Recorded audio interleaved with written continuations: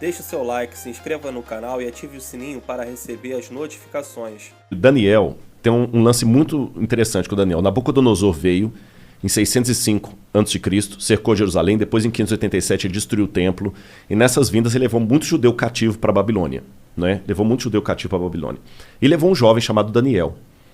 E ali a Bíblia fala que o rei teve um sonho, e ele ficou confuso com o sonho. Daniel foi lá, interpretou o sonho do rei e falou: olha, rei, Deus deu esse sonho para você para mostrar o que vai acontecer no futuro da humanidade.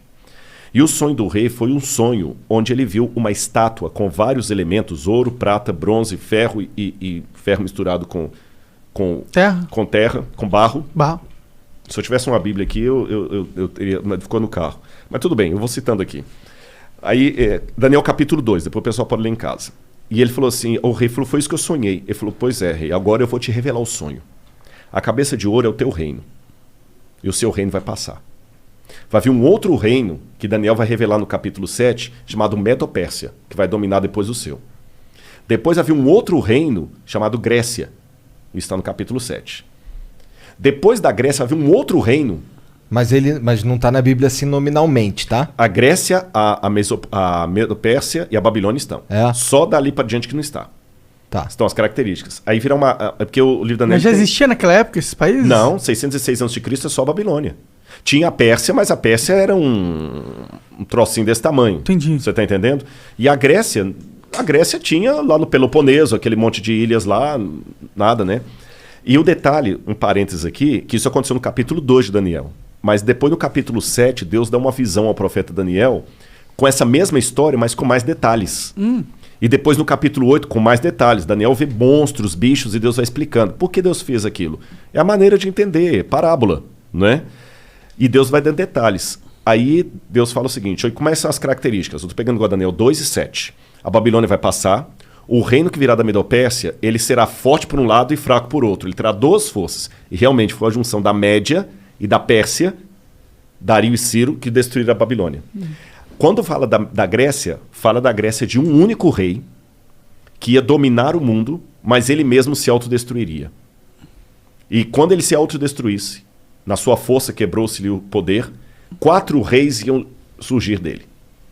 Aí quando você chega no período aí você tem então 606 a.C. a Babilônia. Em 538 a.C. veio a Medo-Pérsia e destrói a Babilônia, igual Daniel falou. Em 331 a.C., Daniel já tinha virado farinha. Vem o filho de Filipe, Alexandre o Grande, da Macedônia, e começa a fazer as conquistas gregas. Igual a profecia falou. Entendi. E Alexandre o Grande, ele só ia conquistando e não voltava, conquistando e não voltava. E como é que Alexandre morreu? Ele se autodestruiu praticamente, porque ele morreu em 323 a.C., com 33 anos de idade. Aí tem algumas versões, alguns acham que ele contraiu febre tifoide na Índia, outros acham que ele resolveu beber uma taça de vinho para cada ano da vida dele. Eu sei que na sua força ele se quebrou. O reino de Alexandre não foi dominado externamente por ninguém, ele mesmo morreu. E ele não deixou descendente, porque ele tinha um filho com Roxane que foi morto. E aí, o que aconteceu depois da morte de Alexandre? Lembra a profecia? Depois que esse rei se quebrar, vão vir 4 no lugar dele repartindo o reino. O reino de Alexandre é repartido entre seus 4 generais. Cassandro, Seleuco, Lisímaco e Ptolomeu. Igualzinho a profecia falou, e Daniel já tinha virado farinha aí. Daniel é 606. Estou falando em 331 a.C. Traz para frente. Aí falou que depois que esses 4 divisões se sugeria, aí viria um reino que dominaria todo mundo com mão de ferro. E ele duraria muito tempo. E vai falando das perversidades. Aí quando você pega quem substituiu ali depois dos 4 Diódoros de Alexandre, Roma. E fala detalhe por detalhe de Roma. Aí quando fala dos pés em ferro com barro, fala o seguinte, esse último reino será o último reino da Terra. Ele não será um reino mundial como os anteriores. Assim como ele tinha uma parte em ferro e uma parte em barro, esse reino será um reino dividido entre nações, onde ele terá, por um lado, a força do ferro, por outro lado, a fraqueza do barro. Durante muito tempo, essas nações tentarão se unir por acordos, contratos e casamentos. Mas assim como o ferro não se mistura com o barro, eles não se unirão. Aí quando você continua estudando a história geral, o que acontece em 476 d.C.? Cai o Império Ocidental Romano, e ele é dividido entre as tribos bárbaras, que atacaram Roma e que viraram os países da Europa Ocidental hoje. Que durante toda a história da Europa ficou fazendo o quê?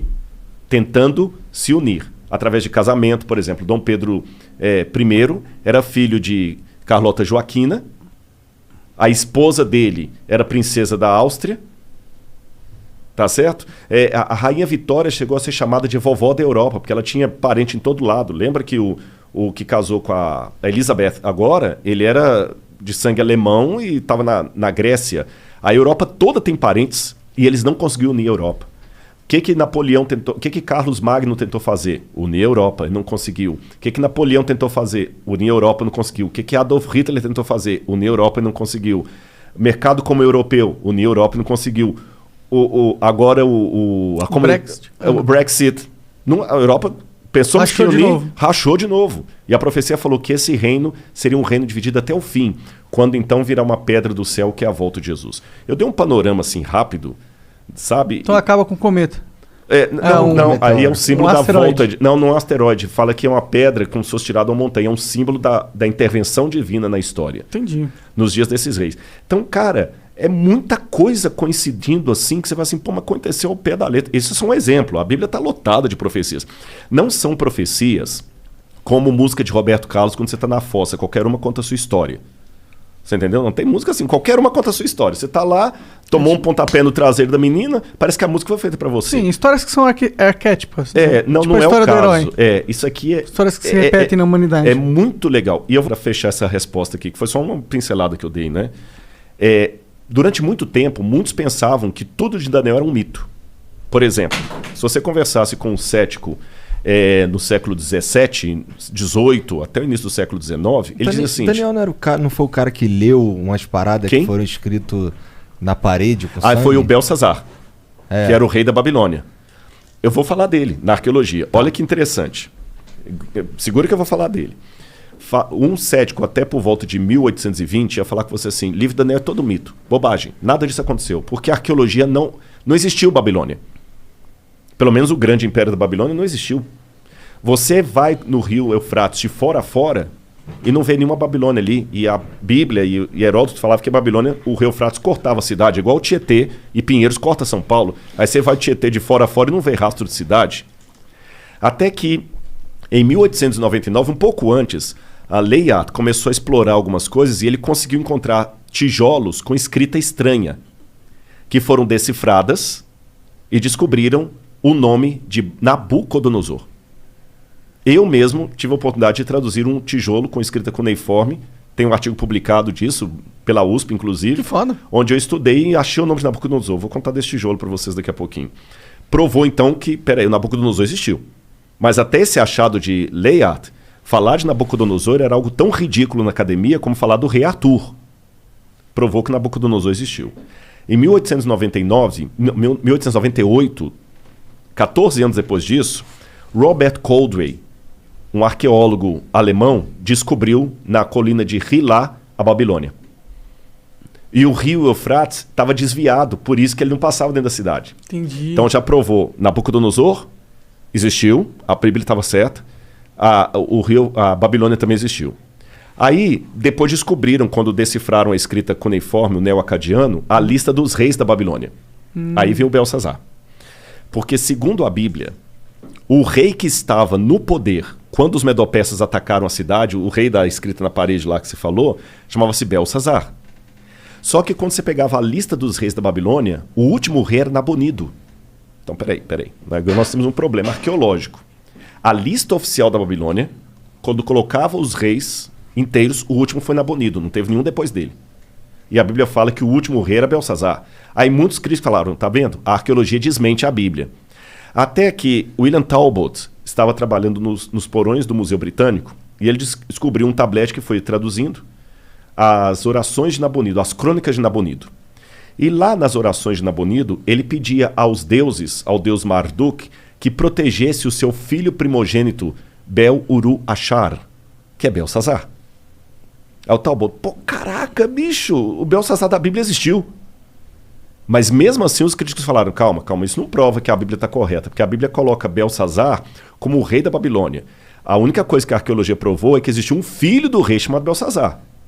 Só que mais tarde descobriram outro pedaço de tablete. Quando eu falo tablete cuneiforme, é aquelas pedacinhos de argila com escrita. Sim.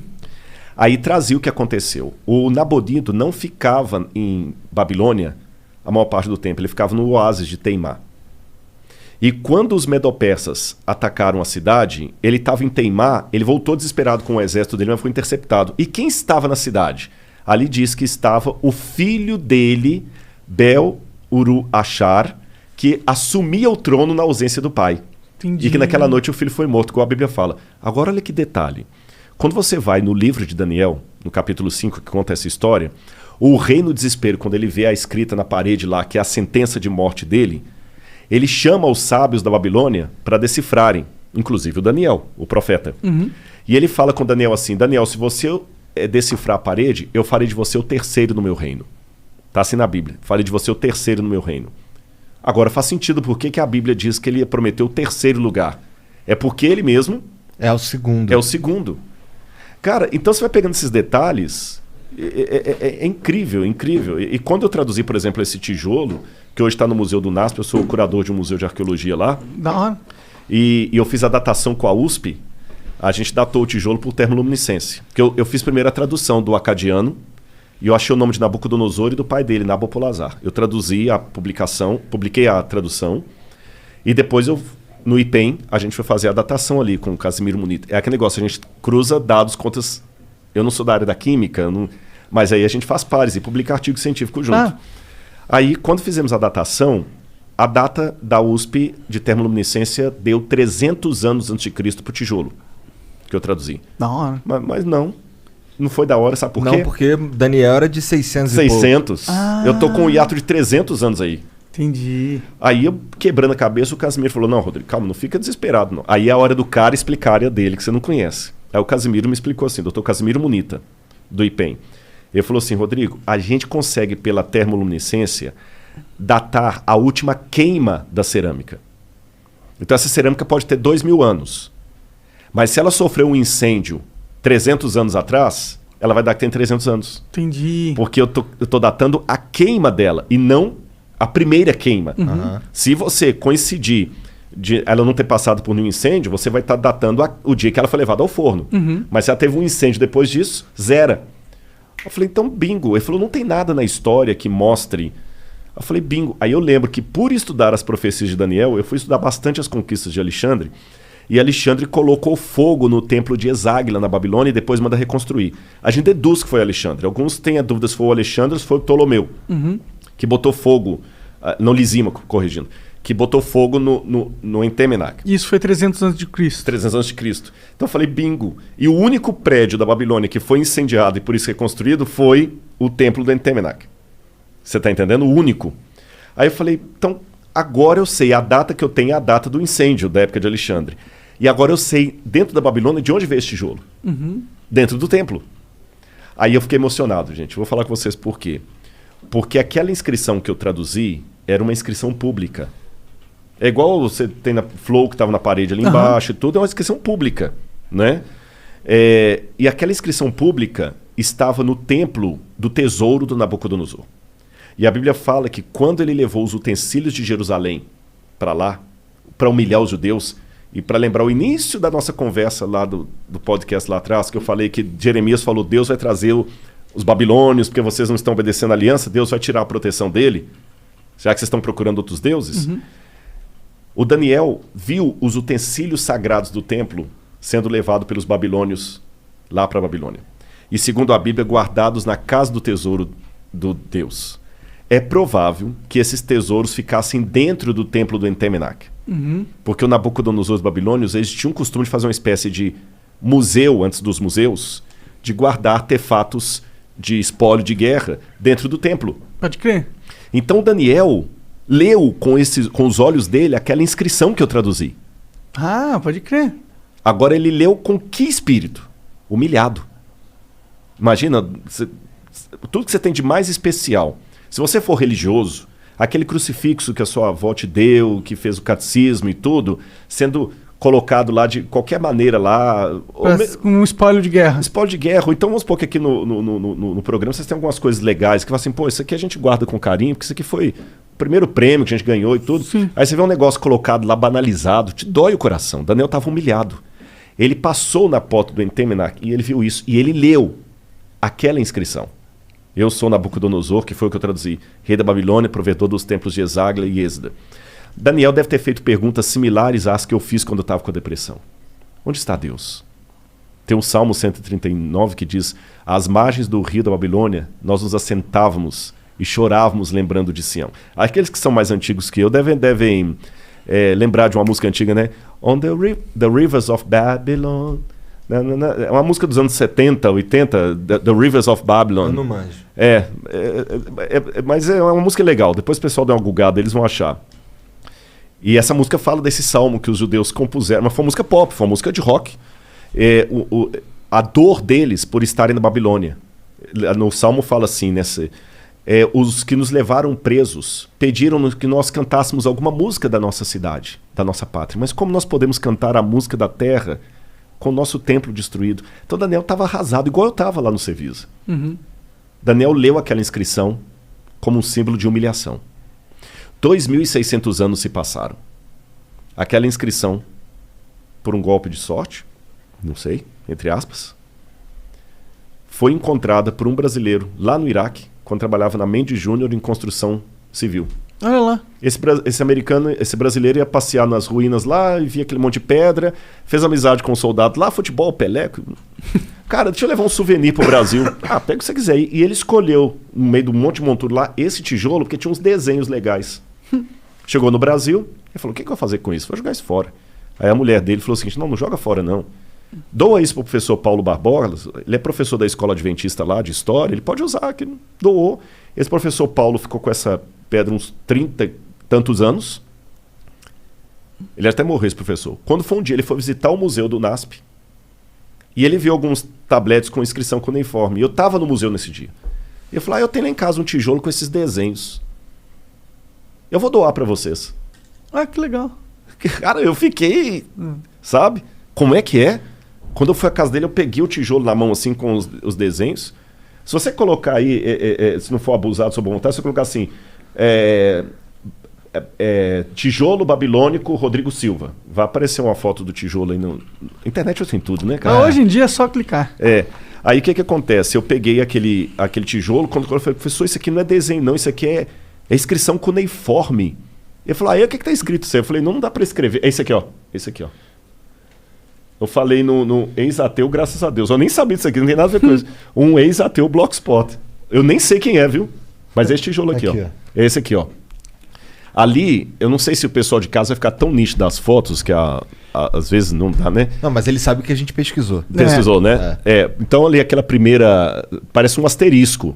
Parece. Se lê Dingir em acadiano. Dingir. Dingir é um epíteto de um nome divino, mas ao mesmo tempo como o nome de um rei, logo em seguida. Aí você tem essa língua silábica, ela não é alfabética. Aí você lê Dingir, Nabucodonosor, Lugal. Lugal é rei em acadiano.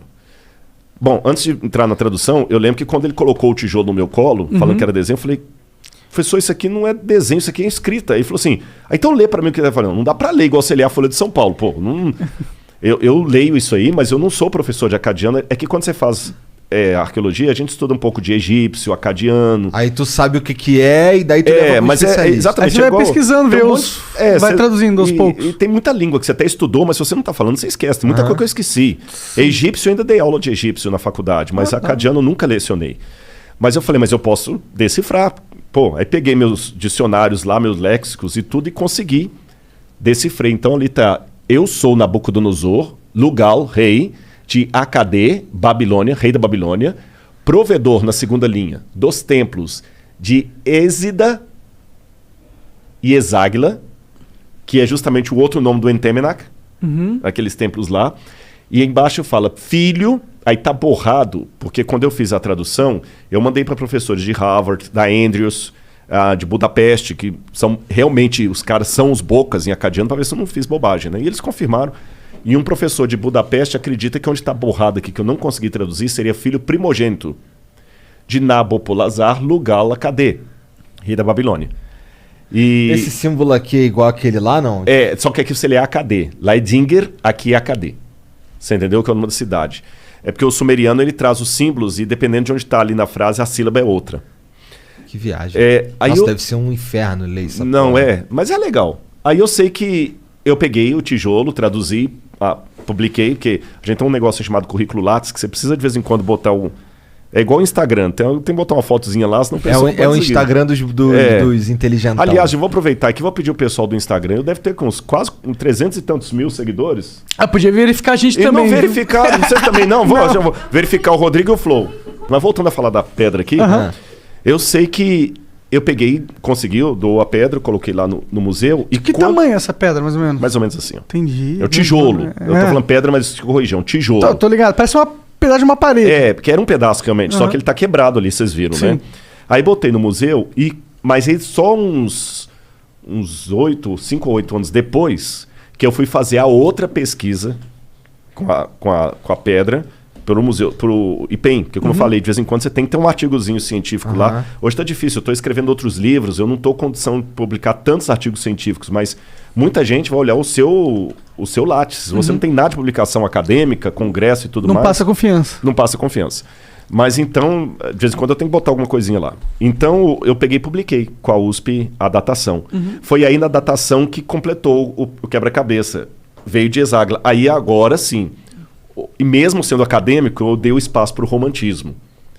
A possibilidade matemática de Daniel ter passado na porta daquilo ali e lido aquela inscrição, eu não tenho como provar, mas ela é grande. Sim. Pegando o texto bíblico e o que foi levantado do cativeiro, Daniel leu aquilo ali numa situação de muita humilhação, que eu identifiquei com a minha. Pode crer. Onde é que está Deus? Poxa, livrou... Daniel não era mau sujeito, caramba, ele não merecia estar lá. Longe de todo mundo que ele amava, humilhado. 2.600 anos depois, a mesma inscrição que Daniel leu, num ambiente de humilhação, é colocada num museu, num país chamado Brasil, que Daniel nunca podia nem imaginar, para justamente enaltecer o livro de Daniel. Aí vem o Felipe e me faz a pergunta sobre Daniel, eu tenho essa oportunidade de falar. Então, quer dizer, o mundo dá voltas. E se fosse plano, daria cambalhotas, né? Eu capotava, né?